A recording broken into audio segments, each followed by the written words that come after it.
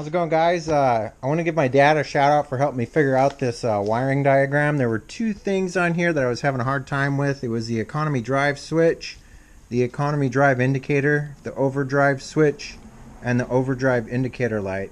It didn't make sense to me that you had to ground out a circuit that had 5 volts or 12 volts going to it, but I did it exactly this way, and he talked me through it, and it ended up working. Alright, guys, been working on the Snowcat now for quite some time, and the wiring took like 11 days, but I kind of wanted to go through some of the systems that we've got in here.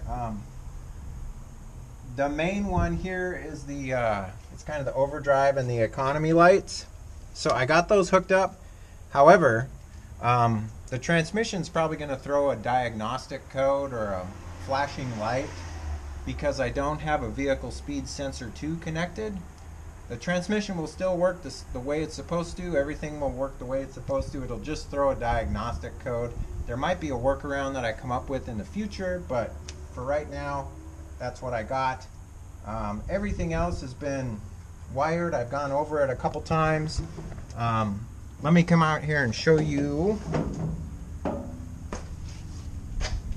So up front here, I have these capillary sensors for the ISS Pro temperature gauges. I got one on the transmission and one on coolant.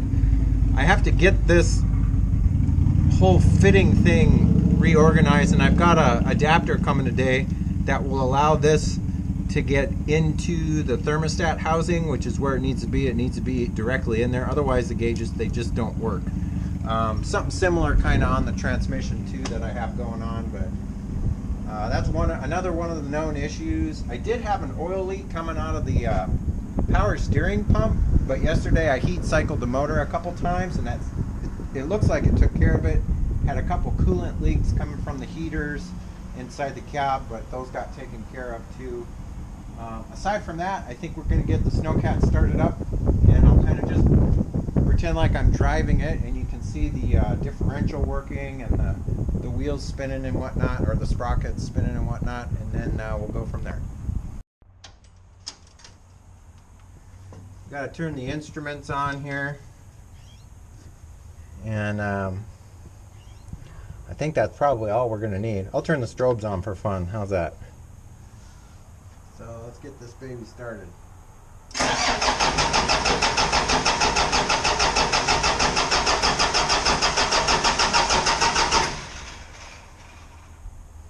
Thing I forgot to mention is I got rid of that stupid electronic on and off for the motor.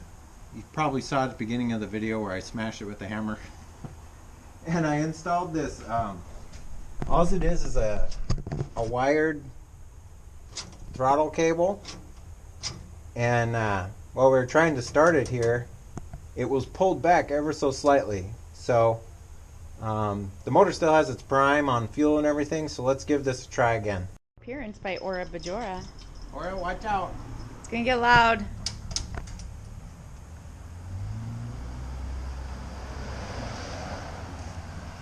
Try this again. Watch out, Aura.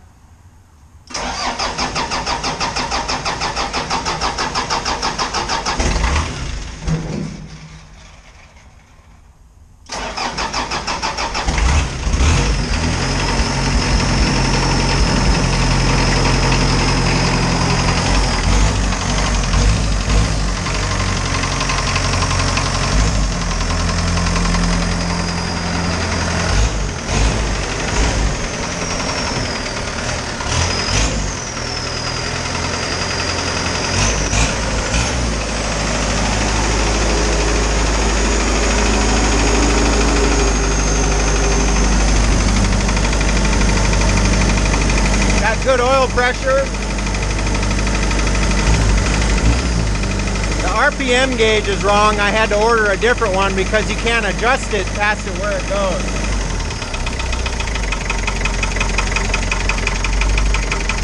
Actually, it might be okay. It's off a little bit, but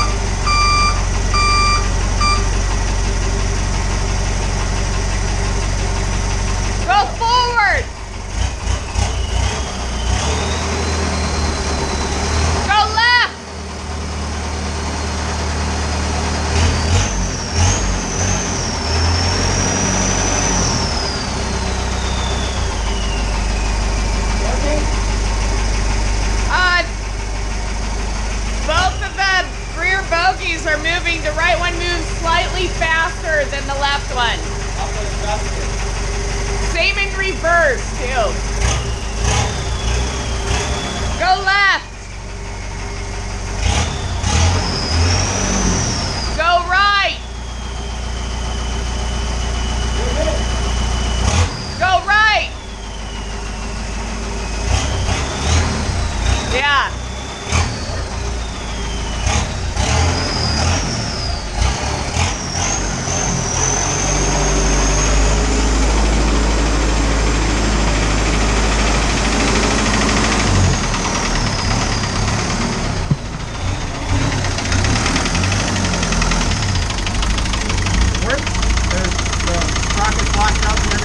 I didn't see him lock up.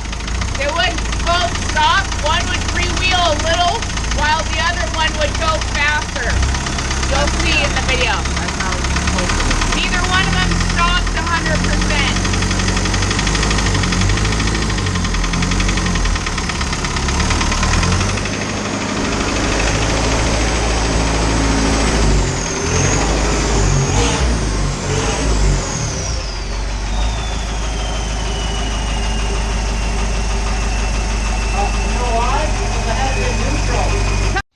I'll have to ask my accountant about that.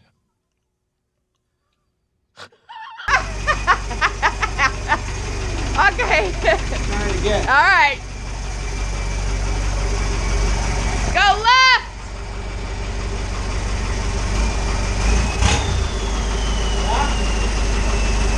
The left one's moving slower. Right one's spinning real quick. Now the left one's moving faster.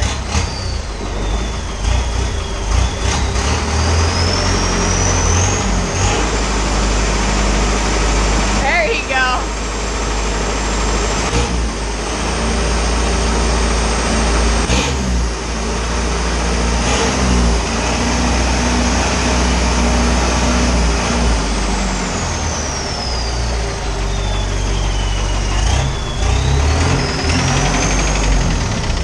Seems to be working without transmission codes and everything, so.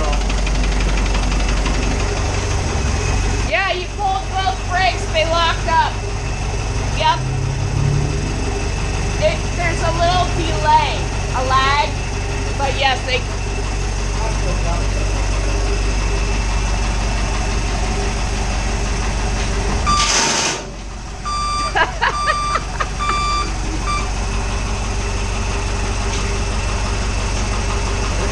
All right. Check this out. Watch this. So you turn the keys off, and you just pull stop on the engine, and that's it. Nice. All right. Cool. All right, guys, you kind of saw a little bit how the Snowcat's going to work. I do have to adjust the steering brakes on it. The first time we tried, it was in neutral. So the differential was turning just because of the resistance in the torque converter. But yeah, it'll take me getting used. I've never driven a Snowcat before, so to put the brakes on and stop the differential, like, you know, in a normal car or a normal truck, when you drive it around and you want to put it in park, you hold the brake down and then shift it to park. Well, on this, you got to pull both of those sticks back, and they're tight as heck. So you got to pull both of the sticks back and then shift it to park. Otherwise, it'll go into it. The parking pawl will grind on it. So, yeah, I'm definitely going to have to fix this fitting because it's the temperature for the water temperature isn't registering. And yeah, everything is working as it should. The transmission computer doesn't seem to care if it's missing vehicle speed sensor 2, so I guess that's a good thing. I don't know how fast this is going to go. Everybody always asks, how fast does a Snowcat go? I honestly, I don't know. If it goes 10 miles per hour, I'll be really freaking happy, because to have something that can plow through the snow that's got a lot of torque like this will be awesome. I think that catches you guys up as far as this episode goes. What's coming up? What can I share with you? This might be coming up here in a couple days if I get around to it, amongst everything else that I'm working on. So that kind of gives you a hint on what's coming up. Got really good reviews on Amazon on these, and I'm not about to invest thousands of dollars in another system.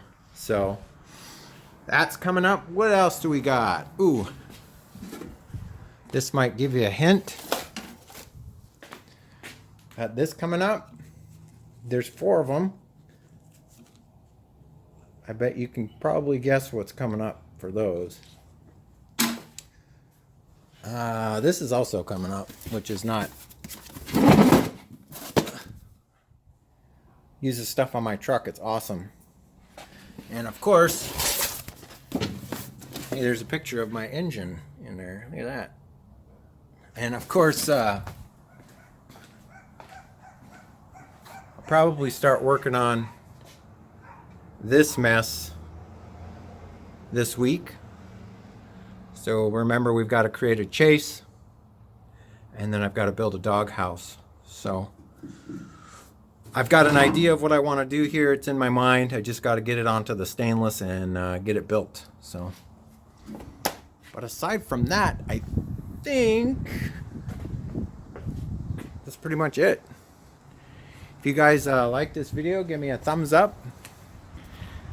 If you're not subscribed yet, I'd love to have you as a subscriber. Oh, almost forgot. I'm waiting on parts to finish up the wiper system, so that'll get taken care of too. I did get all the components that I have installed. You know, the little washer jet nozzle, and then these will attach to the arms and all that good stuff, but I'll show you that in an upcoming episode. But other than that, guys,